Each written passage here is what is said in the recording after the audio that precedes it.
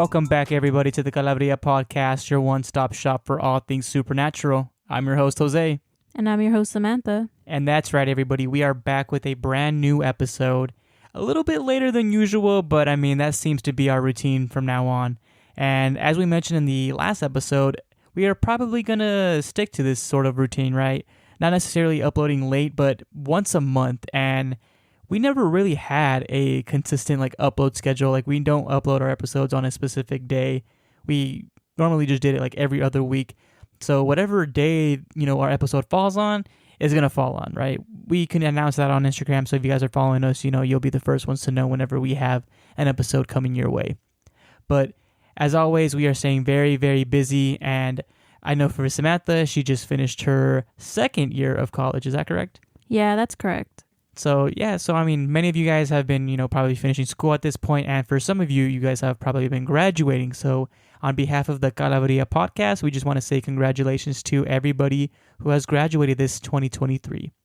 And actually, I just wanted to talk about something real quick before we get into today's episode. It's just something that I should have brought up in an episode or two ago, right? So this is actually going to be our 22nd episode, but just the fact that we made it to 20 episodes, I don't know, I feel like we just kind of overlooked it and we didn't really acknowledge it. And also the fact that we are coming up on our 1-year anniversary, Oh yeah, we definitely have to talk about if we want to do a special episode for that, or what we want to do in general. Yeah, that's something we'll definitely consider. Maybe we'll do a really big episode for our 1-year anniversary. So we'll definitely have to think about that. But without further ado, let me introduce today's episode. And that's going to be another stories episode, but specifically night shift stories.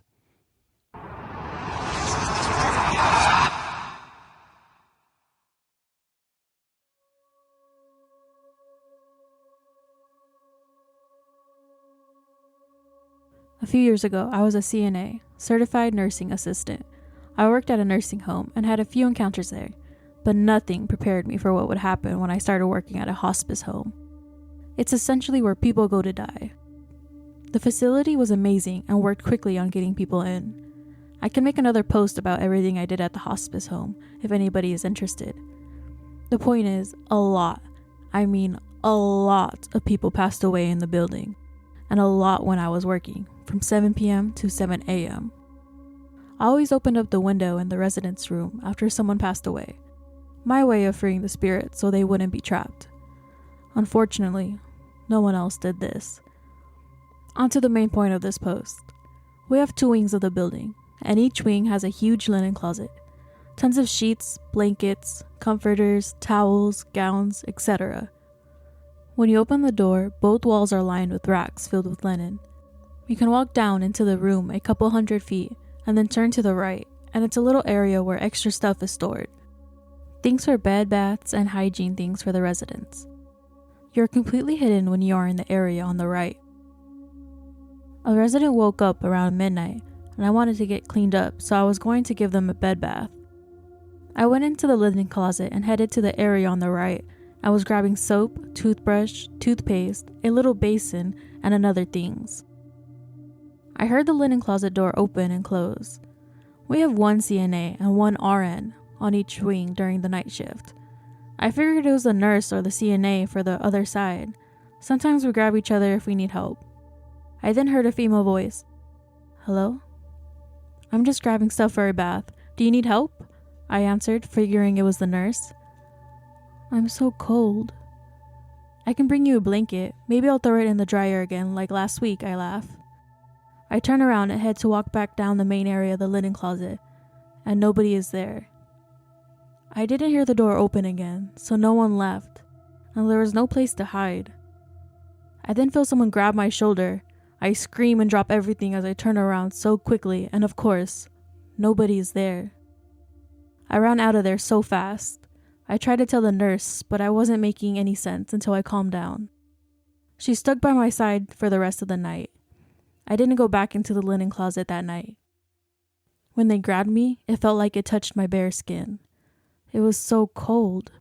This was one incident of so many encounters I experienced.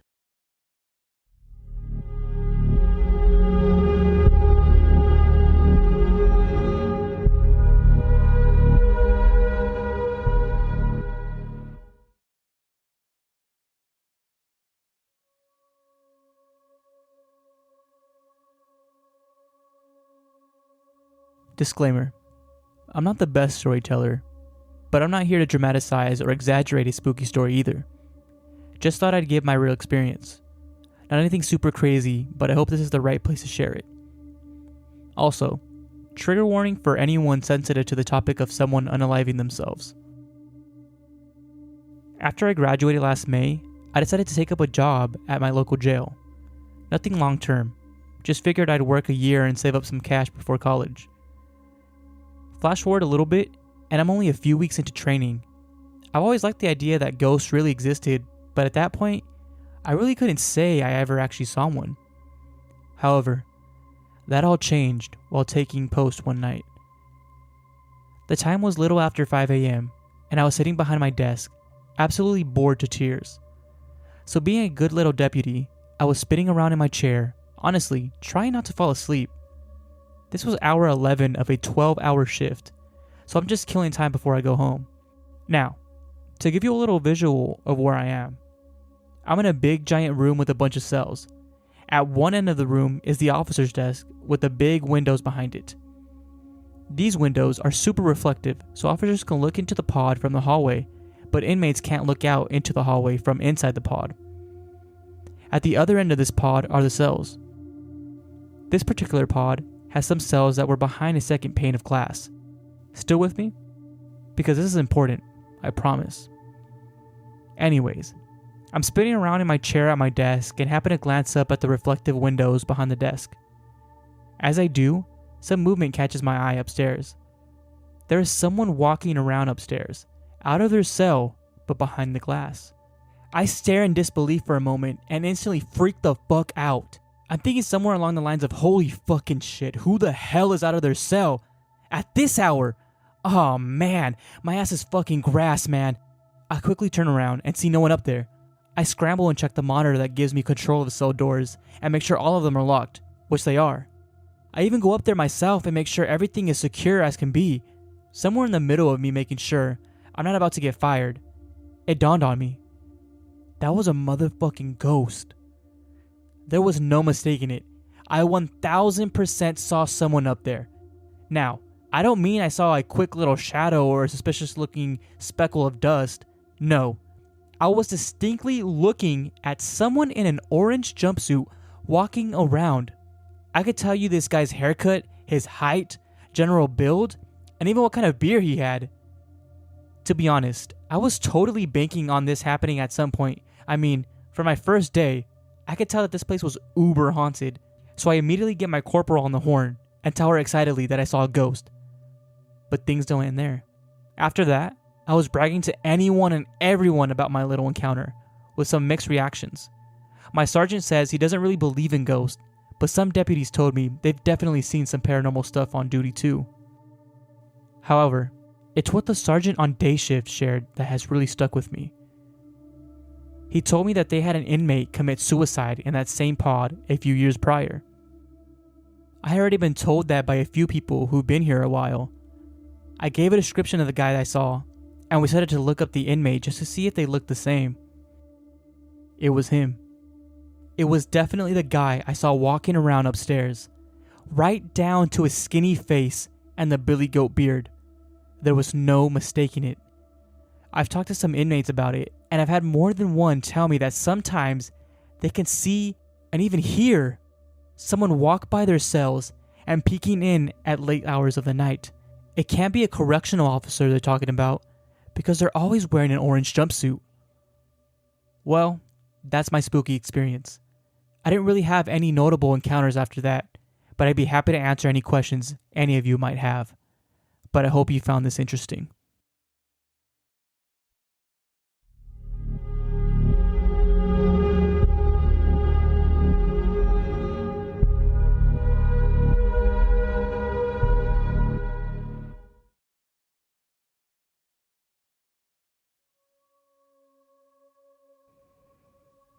Per my last story, I used to work at a hospice home. I was a CNA and worked the night shift, 7 p.m. to 7 a.m. For the most part, I did love my job, but there was a lot of encounters and unexplainable things, and I didn't love that part. Funny thing was, once I left my shift, the next morning, the scary things that would happen would be pushed back to the back of my mind, and I was never afraid to go back to work until something else would happen. It was a normal night, and I was charting at my computer when I heard a loud smack, like something falling. I was the only one on that wing as the nurse went to go heat up her lunch. I walked to where I thought the noise came from and stopped in the middle of the hall. I heard it again, and I jumped so high. I looked into the closest room, and it was a vacant room of a resident who had passed the night before. I wasn't working that night before, and the family didn't have room in their car to take everything, so they left a lot of the stuff in the room that they would later pick up. There was a bookshelf in the far corner as the resident was an avid book lover. In front of the bookshelf, there were 2 books on the ground. My first thought was that they must have been on the edge. It was logical. I picked them up and pushed them into the line of books so they wouldn't fall again. I turned to leave, and I hear 2 loud smacks. I turn, and the same 2 books are laying on the ground again. I could almost feel the cold hand on my shoulder again. I took a deep breath, and I put the books back. I was almost to the door. I glanced back, and I saw a very light shadow standing in front of the bookcase. I didn't see the books move, but I sure heard them when they hit the ground, and I went running out of that room. The nurse was back when I arrived at the area where we sat and chart. I told her what happened, and she kind of chuckled and went to go pick up the books. She wasn't gone 10 seconds. Her face was white when she came back. She didn't even make it to the room. In the corner, she saw a figure standing. She closed the door and came back quickly. It was daylight before we grew a backbone to open the door, and everything looked normal. I picked up the books while the nurse stood guard. The room was empty that night when I came back. This was the first time I saw something, but certainly not the last.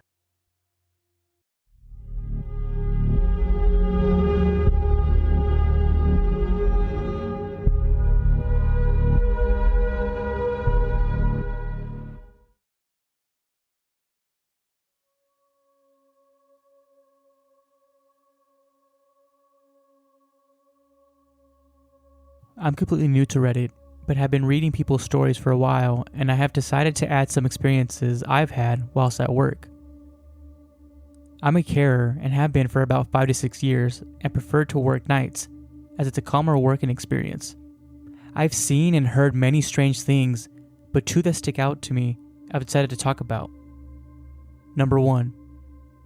I was on shift one night, and every hour we have to do checks on the residents to make sure they are okay and are still with us. So I'm doing my checks and everything is going okay until I get to the last room. This lady likes her door closed at night so the light in the corridor doesn't wake her up. And I go to open the door and I couldn't move it. It's as if someone is pushing it shut from the other side. I tried 2 to 3 times to open it and it won't budge. And fearing the lady has fallen behind it, I go get the nurse on shift and my colleagues. Each of us try to open the door, but it won't move. After 20 minutes, the door opens easily, as it should do, and the lady is asleep in bed, snoring away, and there is nothing there to have kept it closed. I should mention this was in a part of the building that no one likes to be alone, as it feels like you're being watched, and on a couple of occasions, a shadow has been seen in some of the rooms. 2. I came on shift and found out one of the residents had passed away 30 minutes before us night staff got there. We were waiting for the undertakers to come collect the body, and it would be up to 2 hours before they got there. As we were going about our job, the buzzer in that room went off. I went and switched it off and left the room. His buzzer went off every 10 minutes until the undertakers arrived. None of us could explain why it was doing that.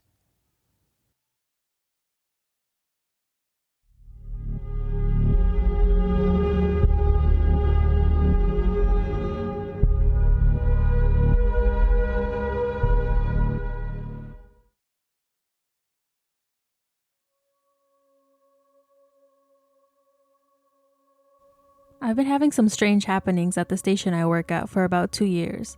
I figured I'd write 1 or 2 down and share them. For background, I'm not the only person who has had these kinds of experiences here. My coworkers have had creepy things happen as well. I might get them to give them their full accounts one day. Anyway, I work for a sheriff's office as a corrections officer at a substation. Most of the building is office space, but the rear portion is a cell area. To my knowledge, the building was only built in the mid-1980s. When I first got stationed here, my coworkers kept saying that the place was haunted and that I should keep an eye out for any weird occurrences. I brushed it off as them fucking with me, and I left it at that. Not long after being stationed at the building, I was put on days and nothing ever happened, or maybe I just didn't notice, because there was usually a few people and other deputies in the building during the day. While on one of my off days, my major calls me, and of course someone is sick and I need to take his shift that night. I go in and get the rundown of the day's event and get everything set up. Around 1 a.m. was when the weird occurrences started, and cemented my belief that this station is creepy as hell. I was sitting at my desk playing on my phone when I heard some creaking. I got up and checked the cells. All the inmates were asleep. I brushed it off as a rat in the ceiling and decided to stretch my legs around the building. Now, there is a small hall closet in the main hall of the station, and my desk has a clear view straight down the hall. I took a stroll down the hall and I noticed the closet was cracked open a bit, so I closed it and finished walking the hall. I headed back to my desk and sat down. A few minutes later, I looked up. The closet door was wide open. Not open like the pressure from the door is cracked back open, but full open. These are solid wood accordion doors, and to open them completely takes a bit of force as the tracks are old and bent, and the doors have some weight. Creeped out to the max, I got up and closed the doors again, this time putting a rubber band around the knobs to keep it shut. I went back to work and nothing else happened for a few hours. I was sitting at my desk, fighting to keep my eyes open and my head from hitting the desk. I heard the lobby door move. This struck me as odd as it was about 3 a.m. and civilians rarely come to the station before 8 a.m. I looked at the camera and saw no one. Went back to my fight against the Sandman. I then heard the lobby door rattle hard. I actually jumped from my chair and drew my weapon. It sounded as if someone was trying to rattle the door off the hinges. This is a big metal door with a solid lock, and it was shaking violently. I picked up the radio to call for some backup from patrol, but when I looked at the camera to see who was trying to force their way in, there wasn't anyone at the door. I even poked my head into the lobby, only to see the door still rattling. Now I have faced some pretty mean characters in my career, like people who did things that would chill someone's spine. But I was always in the stack, ready to rush in, cool as a cucumber. But this had me physically shaken. I almost dropped my pistol. I took a deep breath and holstered my weapon and put the radio back on the charger. I started praying like I was trying to get the good Lord himself to show up. After another minute or two, the rattling stopped. I had no issue staying awake after. When the morning came, my relief showed up and I told him the whole thing. He nodded and said that kind of stuff happened and that they weren't lying when they told me the place was haunted. To this day, I avoid night shifts at any cost, but they're unavoidable at times. There have been a few other occurrences since then, but you know what they say, you never forget your first. Well, that's it for now. Just remember, it's pointless to draw a gun on a ghost.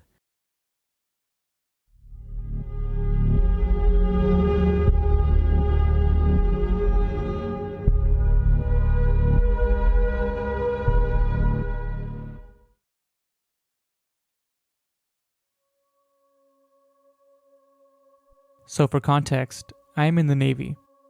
I work occasional security on a naval base in Ventura County. I say occasional as I am more of an auxiliary type help to man security at the gate/ECPs, and security is not my primary job. Anyways, one of the gates was recently renamed after Eric L. Knott.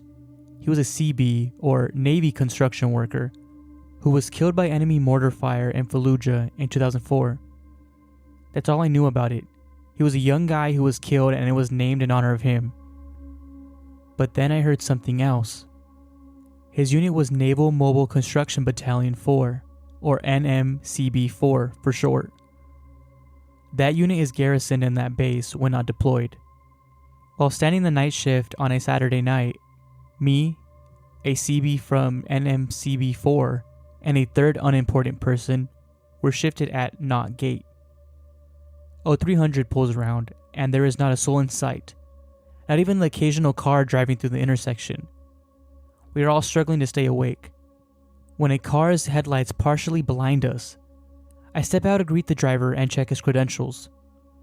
His credential and ID card looked legit, and I noticed he had the same last name as the gate, Knott. Looked up at him, kinda make a little joke about it, and I was greeted by a pale, cold stare. I don't know if my mind is playing tricks on me or if I was just tired, but he was wearing a uniform that would have only been worn in the early 2000s. I could barely speak, and he didn't move a muscle. I finally choked up saying that he can go, and while he lowered his card, he didn't look away from me while he drove. I thought it was odd and creepy, and I mentioned it to the other sentries in the shack. The dude with NMCB4 told me in a legend has it, but I don't believe it kind of way, that Eric Knott wasn't supposed to die that day in Fallujah. He didn't know the specifics, but rumor was that the command he was with fucked up, and his spirit will sometimes come to scoff at the gate they named after him to try and make up for their mistake. When he showed me a picture of Eric Knott, my heart sank. All I could choke up was that was the fucking dude. He didn't believe me, of course, and was convinced I was just tired. But now every time I have to man the watch at Knott Gate, I just hope that Petty Officer Knott won't decide to come through. It's only happened once, and everyone kind of laughs it off. I do too. But inside, I believe I saw him, still angry at his superiors for letting him die.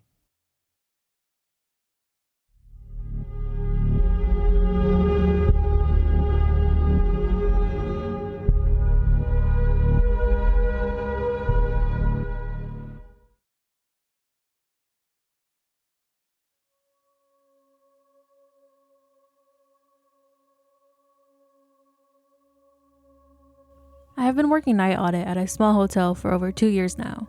I'm a pretty tough bitch and not much phases me. Stuff can't in this line of work. I have dealt with domestic disturbances, roasted angry and confrontational homeless men twice my size, helped get rid of our prostitution problem on our property, and nothing bothered me. But right now, I'm sitting at this desk, freaked the fuck out, and trying to decide if I should lock myself in the back office. Why, you may ask? Because I can hear a man whistling. I have checked the cameras, nothing. Walking the hallways, no one was there. I am alone on this property with an annoying ass whistling demon, probably. Might be time to stop watching true crime shows on the night shift, guys. But seriously though, I still hear it and no one is down here. Update. So the whistling stopped for a while, but now keeps starting and stopping at random. Also, I keep hearing footsteps behind me while I'm doing my security checks. It's everywhere, but sounds closer on the first floor. Might have to salt this lobby, y'all. Update 2. More weird stuff is happening tonight. The elevator keeps going up and down on its own, which never happens. The front door next to the front desk keeps opening on their own. They are automatic, and it's happened before, but never this much. Though it is windy, so here's hoping it's just the wind there. But guys, I'm pretty sure I just saw a shadow person. I was walking the lobby/downstairs guest hallway and was turning into the kitchen when I heard the whistling start down the guest hallway next to me. I popped my head around the corner just in time to catch a shadow person heading down the hallway and turning into one of the guest rooms. Checked the computers and that room is empty for the night, so I know it wasn't just a person in dark clothes, but the hallway is also very well lit, so I'm pretty sure of what I saw. I hid in the back until the breakfast staff arrived and now everything has stopped. Doors aren't opening, elevators quit going up and down/opening, and the whistling/footsteps have stopped.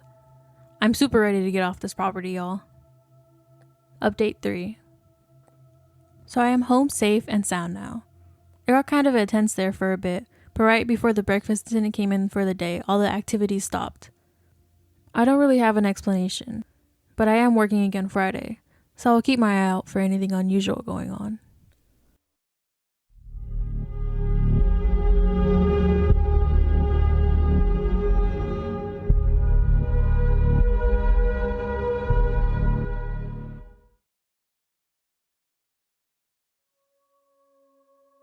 Anyone working graveyard shift will tell you that every so often they experience something odd, something themselves can't explain. I worked as a security guard patrol supervisor for 9 years, and I have seen so many things that can't easily be explained. Our company had a contract with patrolling a property that would serve as a temporary storage of semi-trailers, and at times, the semi-trucks themselves. There was a large building where all the logistics paperwork and orders would go through alongside with few of the loading docks. Now our patrols didn't start until after 7 p.m. when the business would close for the day. Requirements of the patrols was to check the property for trespassers and make sure that the main building was clear of employees.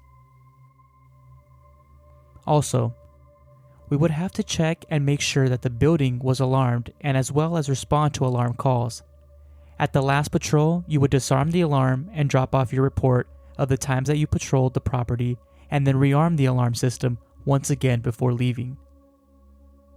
In order to drop off the reports, you would have to enter through the main door and go up to the second floor and slide the report into a cubbyhole for operations. Every guard that would patrol that property always felt that when going up and down the stairs, they would feel that there was someone right behind them, and at times hear an extra pair of footsteps as well. Also didn't help that there was a convex mirror at the halfway point of the 3 flights of stairs. When you felt that someone was walking right behind you and you looked at the convex mirror and didn't see anyone behind you, you felt unnerved. One night, we received an alarm call from the alarm company stating that an internal motion sensor was tripped. So the call went to the corresponding unit to respond and check out the alarm. After our dispatch informed the patrol unit, it took them no longer than 10 minutes to arrive on the property. After a few minutes of the security guard checking the affected area, he requested for a backup unit since he advised that he saw the shadow of someone inside the building. As the guard requested for a backup unit, 2 other units attached themselves to respond for the request. They soon arrived within 5 minutes or so and linked up with the first guard. Lo and behold, after a few minutes, they again requested for more backup units because over the radio, they advised that they were seeing at least 4 to 5 shadows of people within the building. Once the request went out, 2 more units responded and arrived to serve the backup request. By this time, the radio channel was restricted and only emergency radio traffic would be allowed. Now there were 5 guards conducting a building sweep to attempt to apprehend the trespassers that they were seeing. Throughout the time that the guards were checking the building, another patrol unit and myself started heading their way since they kept on stating that they were seeing people hiding from them. While en route, a loud noise complaint call came through for one of the guards that were currently involved in the building search. So the call was given to the responding unit and I. While clearing the call that was dispatched to the other guard and me, the other guards at the alarm call kept stating that they would see one person in one area and then they would be in a different area. After I and the other guard cleared our call, we were just about 2 blocks away from the other guards conducting their building sweep. We both agreed to head over and see if any help was needed at the alarm call. We soon arrived, but by that time, the guards were just finishing up with the building sweep and found no one inside the building. So what did they see that had the first responding units requesting for more backup units and report that they kept seeing several people in the building? We never were able to explain what they saw and experienced that night. All I can say is that I'm glad I didn't have to write up the alarm report for that property.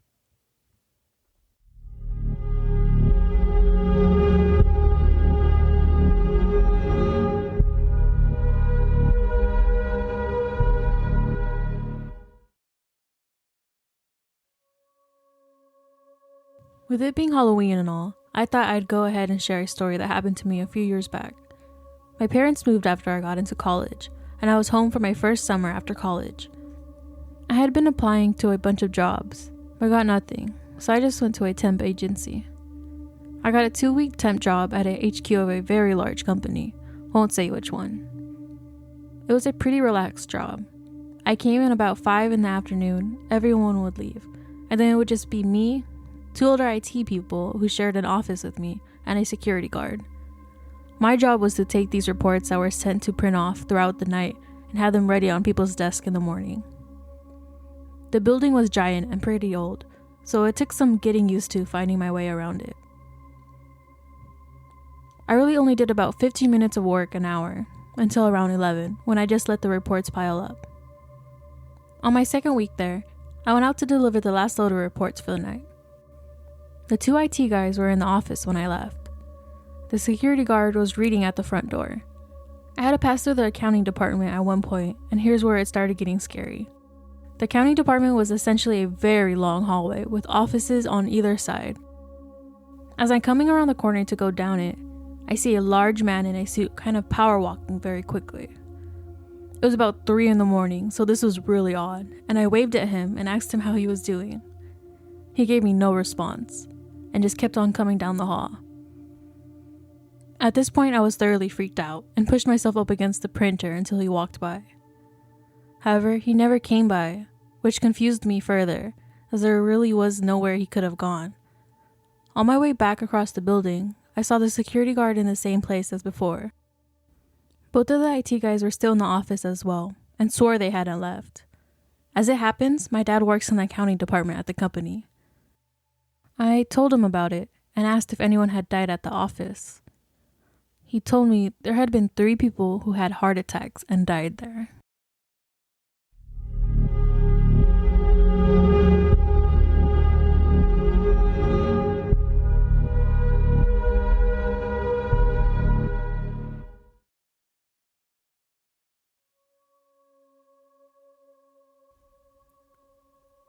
I worked the overnight shift in a large medical clinic. The place was over 80 years old and at the time had been built kind of a piecemeal. So it spread over a few acres and had areas that would be left empty as renovations were being done. It also had research labs, offices, and medical school training areas inside. One night, I was on the 7th floor and heard a ruckus coming from below me. I headed down to the 6th floor expecting that some construction equipment had fallen over. Now, there's only one large office on the 6th floor and it is a big U shape. So, if you walk into one door, you can only see half of the office. Anyway, I tried the first door and it is locked. I walk to the second door and try that one. It is also locked. I get the door open and go inside. I flip the light switch and nothing happens. So, I pull out my flashlight. I flip on my flashlight and see a filing cabinet with the drawers open and papers strewn everywhere. I keep looking and a couple of desk chairs were flipped over. There was a computer monitor that looked like it had been slung against the wall, and the blinds had been ripped off of one window. As I round the U, I see a shadow out of the corner of my eye. It darts towards the first door that I had tried to open, and the door flies open. Being young and dumb, I decided to pursue whatever went through that door. I get through the door just in time to see the fire exit door starting to close. I kicked it into high gear and explode through the door. I could hear footsteps about 1 flight below me. I keep chasing the footsteps as fast as I can and even start skipping stairs. By the time I hit the fire exit at the bottom, the door is just finishing its outward arc. So, I keep going. I think I can at least still get a description of whoever did this. I exit the door and look to the right. It was the most logical course of travel if they exited before the door was fully open. There was no sign of anything. I look to the woods across the street and there is nobody trying to climb the fence. I look to the left and see one of the cleaners sitting beside an overturned bucket. There was a half-eaten sandwich on one side of him and his phone on the other.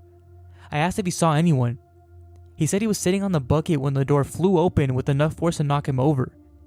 He was convinced I had slung open the door just to mess with him. Then I told him what happened. His response was, "That is why we don't go up there at night." I managed to convince myself it was a homeless person that got in there somehow. Every night guard I told that story to had a similar story from that office though. I also found it had been empty for months before it was deemed unfit for occupation. They remodeled it a few months later, but stories kept coming out about people coming in and finding their chair flipped over or their stuff moved. I still choose to believe it was a homeless person, but I never went back up there after midnight.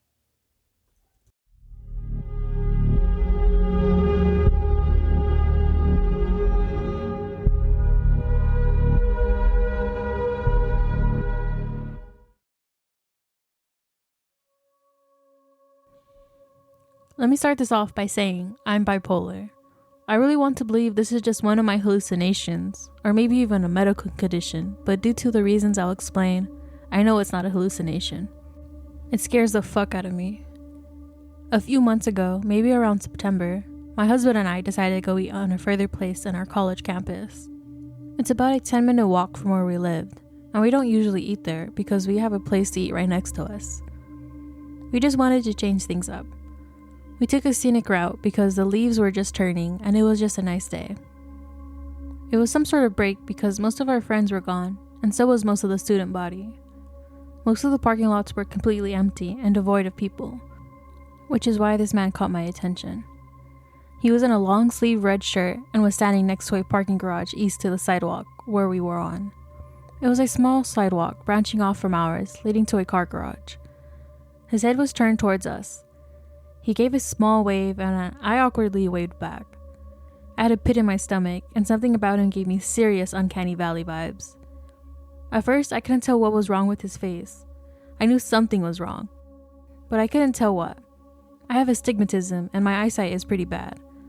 At that time, I didn't have my new glasses, and the glasses I was wearing were the pair I had gotten 4 years ago. When we got closer, I realized what was wrong. He didn't have eyes. His eyes weren't empty eye sockets, lost in an accident type way. It was smooth skin. There were no traces of eyes, no scars, just blank skin. His skin had a slight dip, but not as much as a normal face would. It almost reminds me of a mannequin looking back on it. He had a mouth, ears, and a nose. Just no eyes. We walked past and his head followed, so I tore my stare away and I brushed it off as a hallucination because, well, I'm bipolar. I have hallucinations both auditory and visual. Never to this extent before, and it's usually my auditory hallucinations that are worse than my visual, and my visual is just shadowy figures. I joked with my husband about me going schizo mode on him, and I told him what I had saw mostly to put myself at ease. He laughed with me and we continued to go and eat. It took us an hour and we decided to take the same route back because we had nowhere we needed to be. I agreed because there was no way the guy was still there. I was wrong, however. I saw the same red shirt and got my husband's attention. I asked him to tell me what the guy actually looked like because the no eye thing was going to bother me. He stopped and looked at the guy, who again waved at our direction. I went to wave back, but my husband had grabbed my hand. After a couple of seconds, he walked closer to the man and he went pale. I was still seeing the same face as before, and it was at this point I realized my husband saw the same thing. His grip tightened to the point where it actually left a bruise on my hand for a while. We didn't straight out run because I had CRPS, basically chronic nerve pain in my feet, and any running or jumping can cause me serious pain or injuries. When we passed him, it was the worst feeling I have ever felt. I looked back briefly at him, and he had a stretched grin on his face. We didn't report it to campus police because they're pretty useless, and I've had bad experiences with them before. My husband and I didn't really talk about it when we got home, but he did confirm that he saw the same thing. I'm inclined to believe him because, 1, he bruised my hand over it, and he has never purposely hurt me. He does not feed into my hallucinations because he knows how bad they can affect me, and he wouldn't lie to me about something like this. I'm hoping it's just a weird medical condition that guy had, or maybe even a mass, but I don't think so. I actually am only thinking about this because I think I saw him on my way to work. I work at a bakery that is miles away from any other place, and I work alone since it's a small business, and we don't get a lot of orders. The bakery is set up in a warehouse, and there are some areas that have large equipment stored on a metal shelf the size of the ceiling. It blocks off the back area where the garage opening to the warehouse is, and honestly, someone could very well hide there. I wouldn't see them when coming in or during my shift. It causes me a lot of anxiety, and usually I'll check that area with a kitchen knife when I first start. I did that last night, but my anxiety made my auditory and visual hallucinations act up. This thing terrifies me, and I have no idea what or who it is. Believe me or not, I honestly don't care. I don't give a shit about Reddit karma either. I'm posting this to hopefully maybe get a rational explanation about this. Or maybe someone knows what this thing could be. At the very least, you can get a good story out of my situation. As for me, I will just be mentally preparing myself for tonight's night shift alone. I don't plan on updating, and I probably won't respond to comments for a while, because I just got off a 14-hour shift and I need sleep. Hope you have a wonderful day. Also, because I forgot to add, the first encounter was around 5 p.m. We eat early dinner. I saw the thing around 8 p.m. when I was driving to work. He was on the side of the highway, and honestly, the encounter I had last night could have very well just been a hallucination. And I didn't have anyone with me to verify.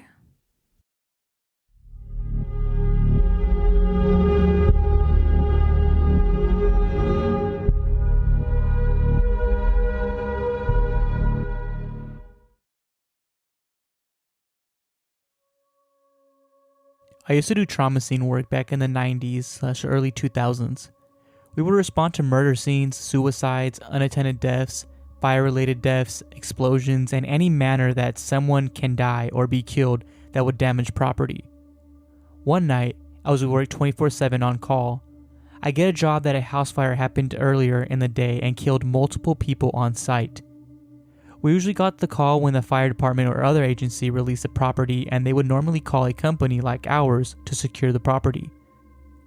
I used to like fires because less to clean up, as bodies usually die from smoke and not fire, so no bio cleanup. However, we were always required to board up any opening to preserve the scene and to avoid theft or injury from curious teens or thieves. We arrive on scene shortly after midnight. There was one sheriff car ready to release the scene to us. I exchange paperwork and my coworker and I get started. Since I knew this was going to be short and easy, just board up the doors and windows, there was only 2 of us needed. The house was a nice 2-story home in a somewhat upscale neighborhood with a long driveway that had a turn towards the house. So we backed up our truck to the house. Usually there are still bystanders outside when we pull up to a scene, but in this case, the entire block was dark and no one that we saw was outside looking. When you go on scene to a fire, the inside is still very hot and humid with acrid smoke smell. We usually wear our protective clothing, so immediately the cool crisp night went to hot humid sweat. Also, typically there's no power, so we are on battery powered lanterns and flashlights. We get started out to the rear of the house, which was kitchen and family room area.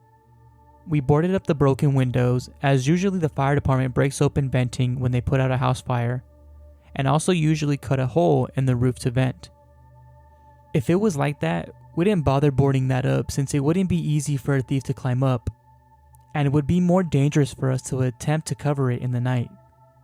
We knew from stuff left behind from the fire department that whoever died in there must have died upstairs, probably couldn't make it out before the smoke overtook them. As we were boarding up windows and sliding doors downstairs, we started to see shadows behind us. At first, your mind plays tricks on you, but we were both seeing the shadows at the same time. So we were like, let's hurry up and get out of here. The place was giving us the creeps, and mind you, we were in the business of seeing the worst situations. We suddenly stopped as we heard noises coming from upstairs. It sounded like someone was moving something heavy across the floor. Now, it wouldn't be the first time we'd have to chase someone out of a property, but since we were responsible for anyone being inside, we yelled out that they better leave. We would carry hammer hatchets, so we grabbed them and went to the bottom of the stairs, and heard what sounded like heavy footsteps. We both go upstairs and holding a hatchet in one hand and a flashlight in the other, we went room to room searching for the intruder. We didn't find anyone. Now it's normal for a house to make a lot of noise after a fire or explosion. So we head back downstairs and start to finish off the boarding up, working towards the living room and den area. Again we heard a loud thud, like something fell, and then we heard footsteps running. I look over at my partner. We are both looking like we just saw a ghost. My partner was a former football player, so I always felt good with him as my partner because I knew he'd have my back and he knew the same about me. But in that instance, we were both like 2 little girls. I think we even grabbed each other. He starts to yell out upstairs something like, "We're gonna kick your ass," and starts cussing. I told him, "Come on, let's go back upstairs. It's probably some teen fucker trying to scare us." I also told him, "Don't hurt them, but let's just get them out of here." Again, we went upstairs, room to room, Searched in the closets, showers, behind the doors, nothing. And we couldn't see anything heavy that fell over. We make it downstairs and we say let's hurry up and finish up and get the F out of here. Our last thing to do was secure the front door. If it couldn't be properly locked and closed, we would either use 2x4s or in this case, we screw on a hasp with a lock. We shut the front door and quickly screw in the hasp, and as soon as we locked it, we heard bang, bang, bang from the other side of the door. Like if someone was banging on the door, we even felt it too. So it wasn't our imagination. My partner was leaning on the door holding the flashlight as I was locking the hasp. I jumped from the door and stood there. I turned to the darkness because my partner was already running down the driveway and jumped in the truck. He turned it on and gunned it down the driveway. I had to run and try to jump in. He didn't really stop, just slowed down enough for me to get in, and we were both screaming inside the cab. And I said to him, "Hey, the back of the truck is still open." He said, "Fuck that, I'm not stopping." It wasn't until about a few miles down that I got him to stop so I can close up the back of the truck. When we finally got back and went home, I couldn't sleep at all that entire night. I had almost every light on in my apartment.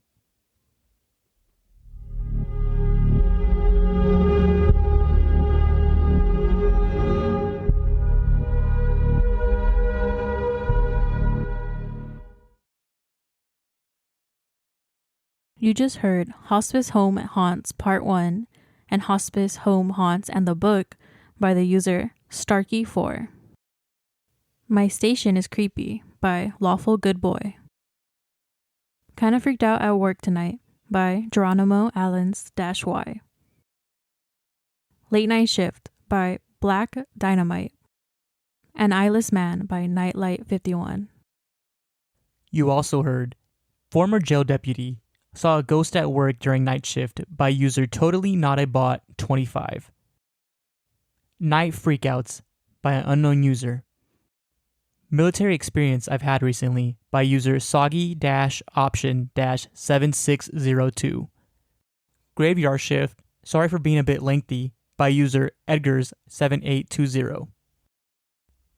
A comment by user MikeNice81 under the post Late night security guards or people who work the graveyard shift, what's the scariest paranormal thing you've experienced? And finally, a comment by user 4th Degree Night under the post people who work a night shift, what is your scariest moments? Alright, I gotta say, those were some pretty good stories, and so to make this, I guess, not a very long episode, because, I mean, we're already gonna be headed to an hour, and we could just sit here and talk about all these stories we read today. We're gonna just touch on a few of them. So, Samantha, there was some of these stories that really stood out to me. This first one, like, okay, this correctional officer, right? He was, talking about, like, who or what could have been like opening this door and messing around with them, and immediately I thought, was this like a past inmate or something, right? And then in my head I'm thinking, like, can you shoot a ghost? Because he was saying something about that, right? And then when you said that exact thing, that's when I was like, oh my god. So what do you think? Can you shoot a ghost? I would say no. I know I've seen like the Supernatural show, and like instead of shooting them with like actual bullets, they shoot them with salt.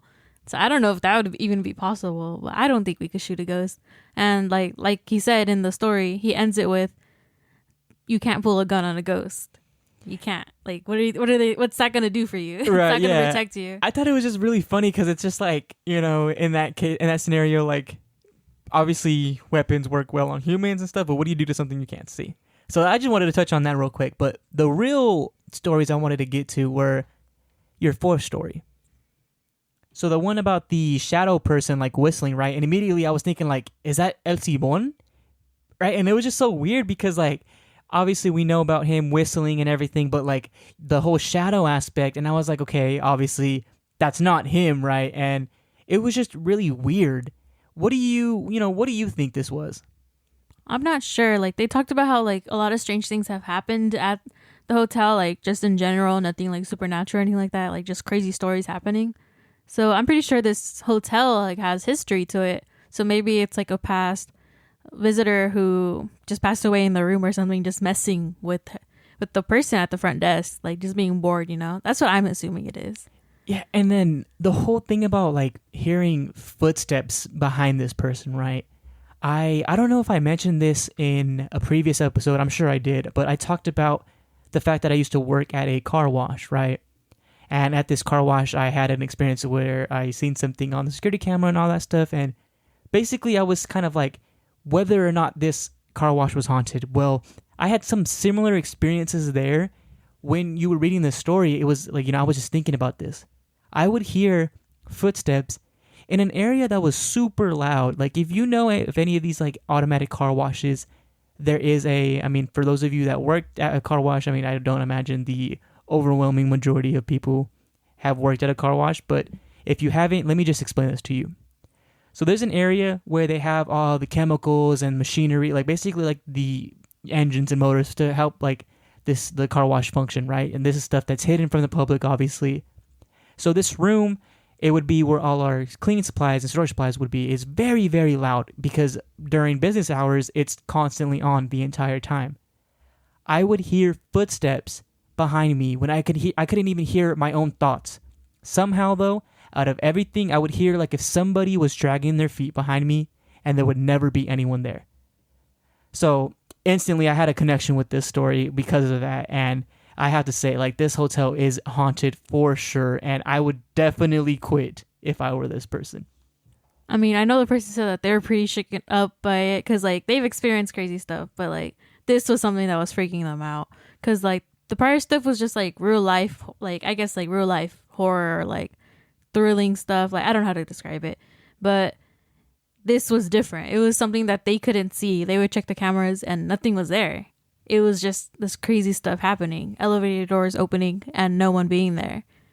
I think that's always like a really big fear of mine. I think a lot of people have like fears of, being stuck in an elevator or something like that. But like having this thing just seemingly move on its own and like, you expect if the elevator comes up and you haven't pushed a button right, somebody is exiting out on that floor. And to see that and nobody comes out, it has to give you like an eerie feeling on top of all this other stuff that you had gone through and, witnessed and heard. And I mean, that's just something about hotels, and so many people have gone through them and are going through them each and every day. It's not hard to believe that somebody has, felt some sort of sadness or misery there. People do pass everywhere, and chances are this could be something that very well like happened at this hotel, whether it was a worker or prior guest. And I think the other story that I wanted to touch on of yours was the one about this like man with no eyes.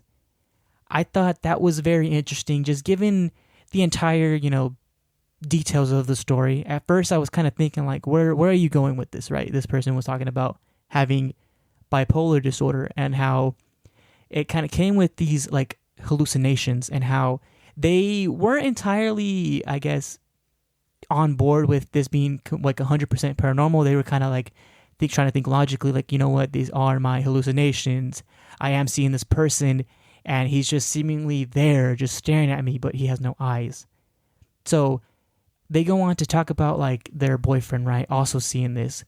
So do you think that this is some sort of hallucination like manifested into real life? Or is this an actual person? Or like what? What do you think? For me, what I was thinking was like, if this isn't just some creepy person staring at them, but like not being able to stare at them, but just standing there and like looking at them, I guess. If it isn't that, it has to be like an entity or something. To me, I don't think they manifested it because the boyfriend saw that there was a person, like there was a guy there. They just didn't look at it or at the thing, And so he only really like focused on the guy when she asked him to. She was like, can you look at it? Like, just let me know, like, does he have eyes or am I hallucinating? I need to know for like my own sanity.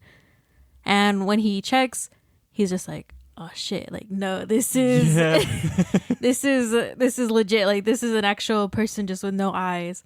And to me, the creepiest thing is that like they had dinner and everything, and the guy was in the same exact location. Mm-hmm. That was the part that like really was just like, okay, this feels like some sort of entity like kind of messing with them or something.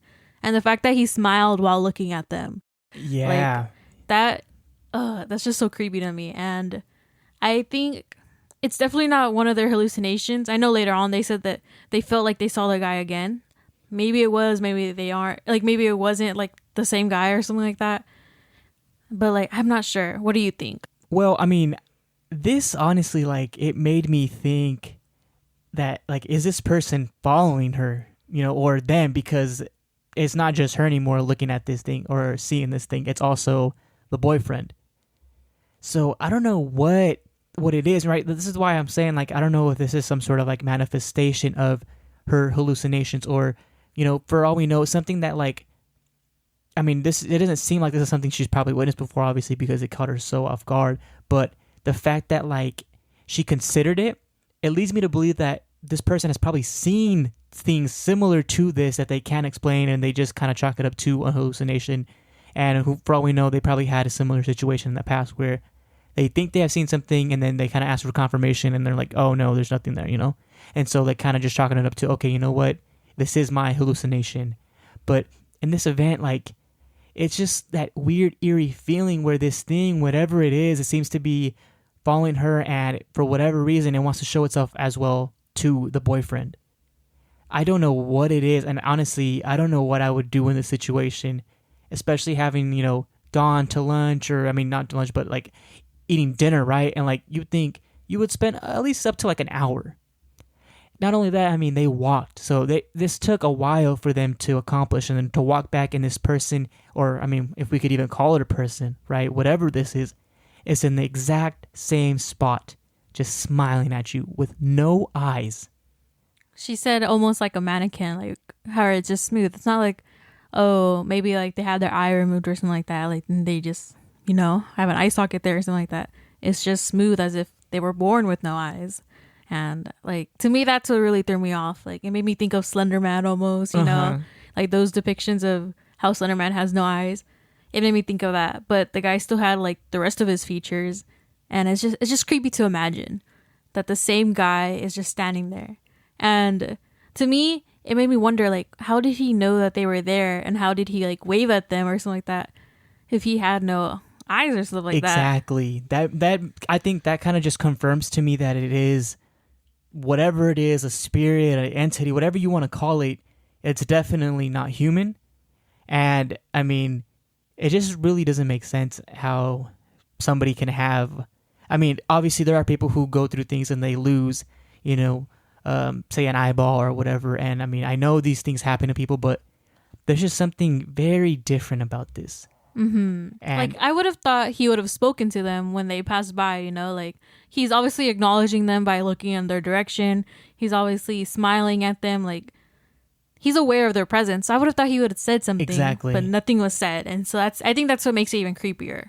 Yeah. And I think that just kind of adds to that, like, eeriness of the story, is that this thing is just there, kind of letting itself, I guess, be seen and be known that, like, hey, I am here and my motives are unclear. So I'm just going to kind of like leave it at that and let you wonder what I'm going to do if I do something. I know I wanted to talk about your third story that you told at the Navy base. It really had me wondering, like, what is this leading up to? You're adding all this like backstory and anything like that. Like, what's happening? And I was thinking it's going to be like a classic, like, oh, poltergeist kind of story. But then you just say like, oh, this car pulls up after like a long period of nothing happening, like no one coming to the base. And in my head, I'm just like, it's going to be the guy. It's going to be the guy. Right. And as you're telling him, like, it's the freaking guy. Like, he's over here like, oh yeah, the uniform's like, seems like a really old uniform. And I'm like, it's the guy. And as soon as like, they decide to like pull up later on when they're telling like their other coworkers, and they're not coworkers, but like, the people with them, like they pull up the guy's image and he's like, that's the dude. Like, that's straight up the guy I just saw. And they're just like, nah, you're messing with this. Like, it couldn't have been, blah, blah, blah. Like, that story is just so good to me. Yeah, it's so simple. And I mean, I gotta say, we'll have to cover some of these like military stories, because surprisingly there is a lot of these bases, or even the like battlefields that they end up going to. There's lots of stories about this, but this story is so simple because it could have really like been anything, like you said, right? This person who passed because of like some reckless judgments of like their superiors, they could have came back and been a vengeful spirit like we've talked about in the past. But no, it's something so simple as to like, hey, I'm just gonna go into the base. But all these little things, like, it has to make you like, obviously I couldn't imagine what they felt after kind of like talking about it and no one believes them, and then they're like, you know what, let's look at a picture of him, and there's like, holy crap, that is the person. Mm-hmm. I know that must have been like just crazy, like just a crazy revelation for the guy when he looked it up. But the other story that really had me like just like thrown for a loop, I don't know, like it was crazy to me, was the one about the person that worked at the 80-year-old medical like building, and how like they hear like some kind of ruckus going on in the lower floors.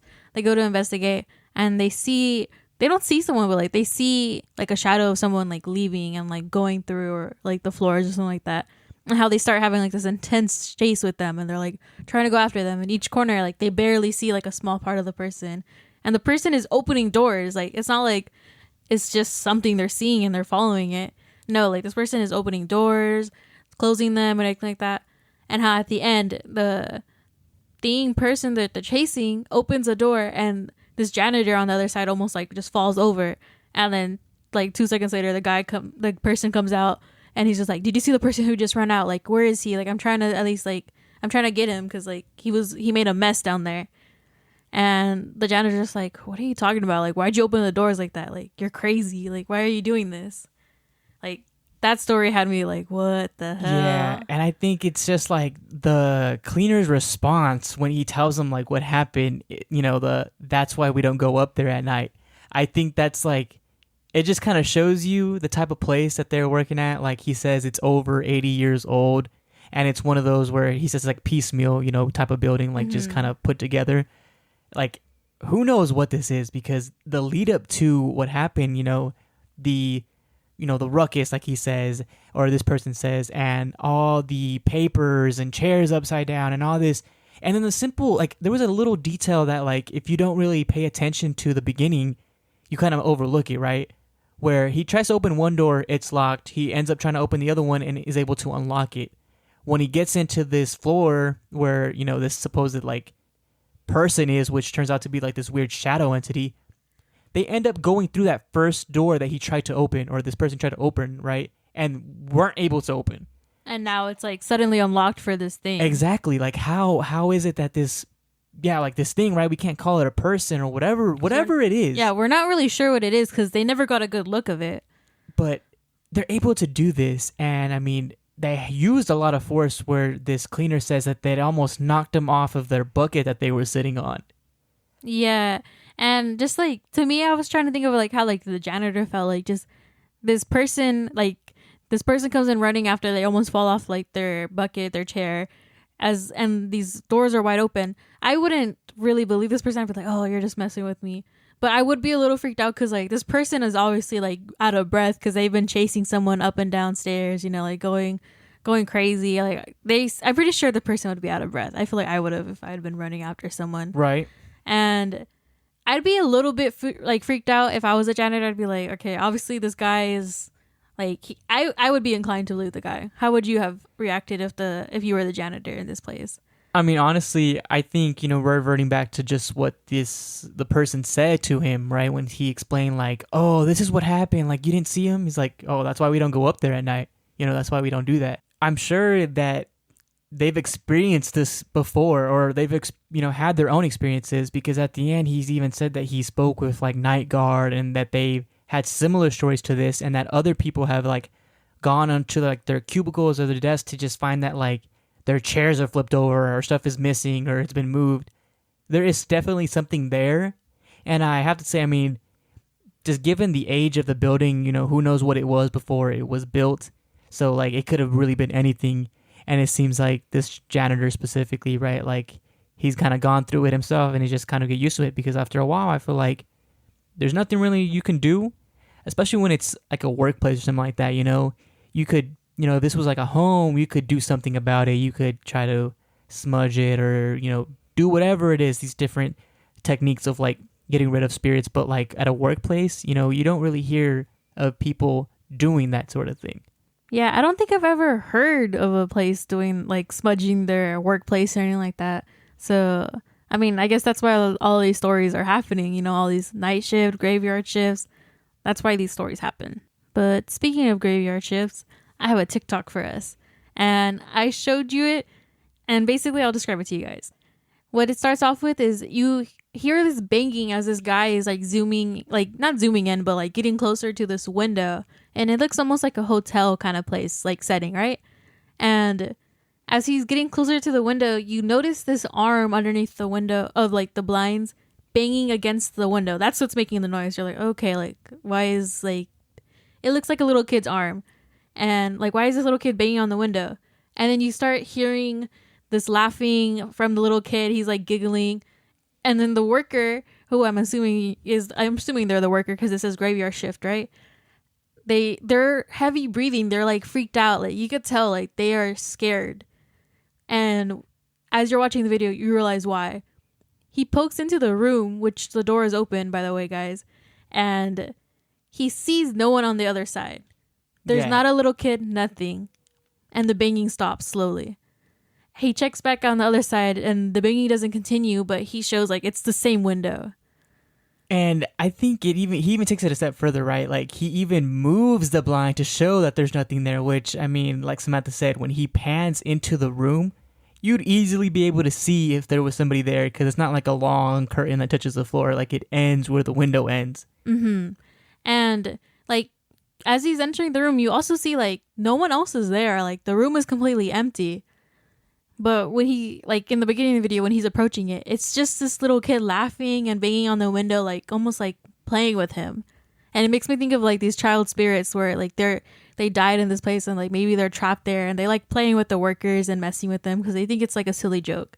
So that's kind of what I assumed like this spirit is. What are your thoughts about this video? Honestly, okay, so you said it kind of looks like a hotel setting. I kind of pictured it as like a sort of like an apartment complex, right? Which is why when you said that like he goes in, you don't see anything. It looks like an apartment because of the fact that like it just seems like there's nothing there, literally nothing there. Like it's empty, no furniture or anything. So I think that adds to like the chill factor because honestly, you know, as everything that we talk about on here, we don't know if it's real or fake, and we can't really prove it ourselves because these are all things that we find on the internet. But we can speculate that if this was, let's just say here, if it was a real kid and this is an actual just filmed all the way straight through video, where would they have gone? You know, like we would be able to hear or see somebody, but it, you know, there seemingly is no one there. And in the beginning of the video, you see the hand banging against the window. It literally looks like human flesh, like the same, you know, a skin color you would see. It's not like it's this dark entity, you know, a shadow. It literally looks like a human arm. And it looks like a little kid's arm too. Like it's not a big arm. It's not like anything like that. It looks like a little child's arm and it's just banging up against the window. You see it clearly. It's not blurry or like it's a little like pixelated, but like you could see it clearly. Yeah, so I really don't know what to think. You know, if this is real, like, man, that would have me reevaluating my life decisions at that point. Not working no more. Oh yeah, Finding a new job. That would have been my last day because I don't get paid enough to deal with child spirits that want to play pranks on me. Exactly. But yeah, well, you know, be sure to check that out on our Instagram at calaveriapod, as well as our posts for every episode. And if you guys enjoyed this episode and want to hear maybe your own story on the podcast, be sure to submit it at our email at calaveriapod@gmail.com. And don't forget to follow us on TikTok at calaveriapod, the same handle as our Instagram. And if you guys want to support the show, feel free to leave us a rating or review on whatever podcast app you're listening to us on. It's a free way to support us, and it helps us get our name out there. As always, we hope you guys enjoyed this episode, and we'll catch you guys on the next one. Peace. Bye.